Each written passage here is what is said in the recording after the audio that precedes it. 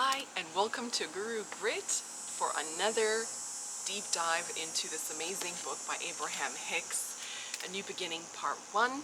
So I wanted to do a whole series on this book because it's absolutely incredible, and there's even a Part 2, A New Beginning Part 2. So as always, just like in the TikTok video, very big special thank you to my wonderful sibling who surprised them and just came into my room one day and went, "Here." They came in the mail, and she, I don't know how, but she tracked them down somehow and found both copies and gave them to me. It's very, very special to me. So thank you so much to my sweet sister.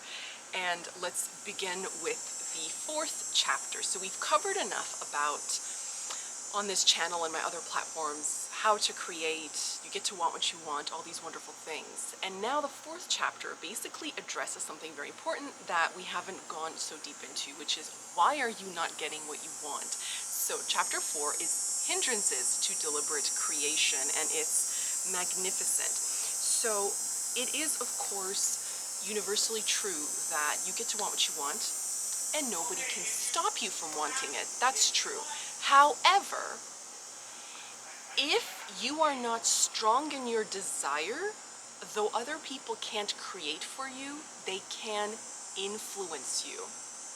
So it clearly lists, as you are intending and thereby creating, one of the most common hindrances is the influence of others, influence from others.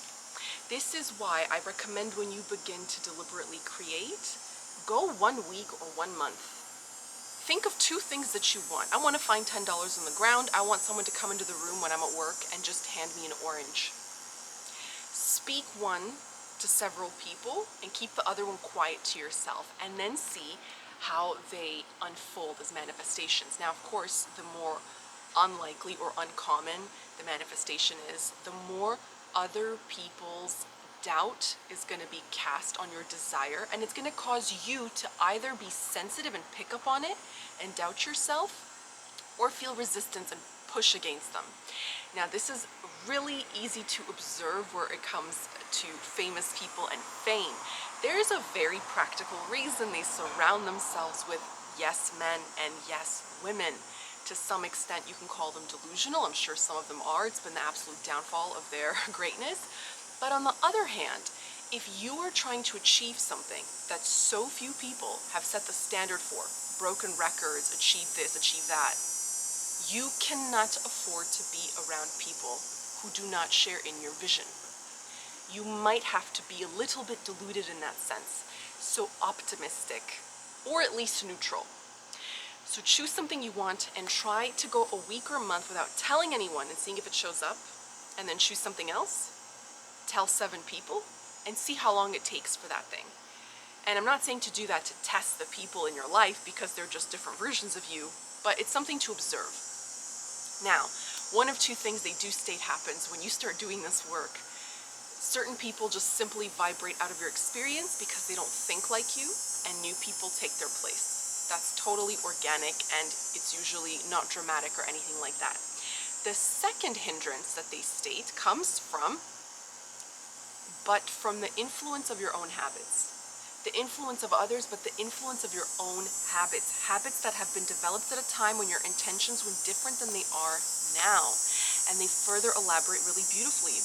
When you are responding out of habit, rather than out of deliberate thought, you may be creating in a different or even opposite direction than what you really want from this current moment. So say you want more money, and you're feeling good for 2 days, and then you open the mailbox and there's a bill. And you're so used to saying the rotten hydro company, the rotten landlord. So out of habit, you react to what you're observing, and you throw that doubt on your own desire. So you have to learn to kind of muzzle yourself in that sense. And there's nothing really holy or like spiritual about this. It's just like an athlete trains a muscle, or trains themselves to have muscle memory to do something over and over and over again until they make it look really easy. You do the same thing with your spirit or your mind. You just sort of fall into the habit of saying, one day you're going to open the mailbox and get a mail, and you'll say, why did I even think that? That's just a stupid thought. Why did that even occur to me that I couldn't pay that back? That's so silly. As Louise Hay said, when she had loans, she thought, you should say, I'm thankful to the bank because someone there thought I was competent and trustworthy enough to be able to pay that back. Somebody somewhere believed in me for a moment in time, so I know I can pay that back. Try to flip that narrative of from yourself, within yourself, for yourself as well. And it sounds little, like how can one sentence make a difference? But they add up.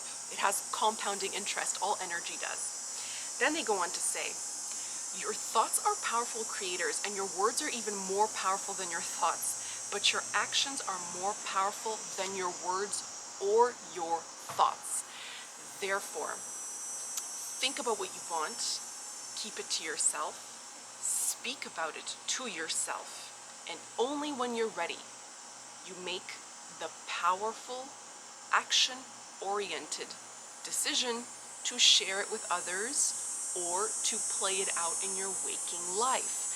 A very good example of this is one of my personal favorites, Helen Hadsel, who is known as, I think, the contest queen, who entered, I want to do a whole video just on her. She entered over 5,000 contests and didn't lose a single one.